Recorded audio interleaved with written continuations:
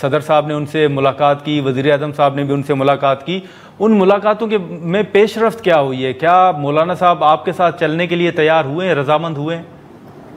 دیکھیں، جو بھی مولانا صاحب کی وجوہات تھی کہ وہ گورنمنٹ میں نہیں آئے، گورنمنٹ نے جوائن نہیں کی، ان سے تھرو آؤٹ ڈائلاگ ہوتا رہا. ایسا نہیں ہے کہ ان سے بالکل ہم کوئی بند کر دی ان سے بات چیت کرنا. ان سے ہماری بات چیت ہوتی رہی جی. اور اس کا رزلٹ آپ نے یہ نکلا کہ دیکھیں کہ سب نے ان کو وزٹ کیا. اور انٹرسٹنگ بات یہ ہے کہ پی ٹی آئی نے بھی ان کو وزٹ کیا.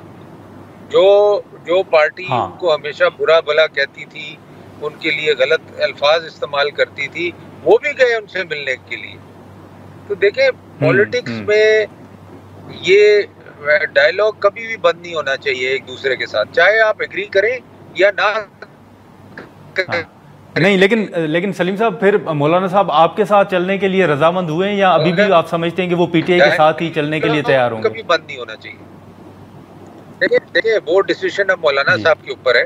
ہم نے تو جا کے ان سے ڈائلاگ بھی کیا، ان سے بات بھی کی، ان سے ڈسکشنز بھی کی. اب یہ مولانا صاحب کا ڈیسیشن ہے، انہوں نے اپنی سیاست کرنی ہے، اپنی پارٹی چلانی ہے، جو ان کو سوٹ کرے گا وہ کریں گے. ہاں، تو ہم یہ کہہ سکتے ہیں کہ آپ نے ان کو حکومت کا ساتھ دینے یا آپ کے ساتھ چلنے کی دعوت ضرور دی ہے؟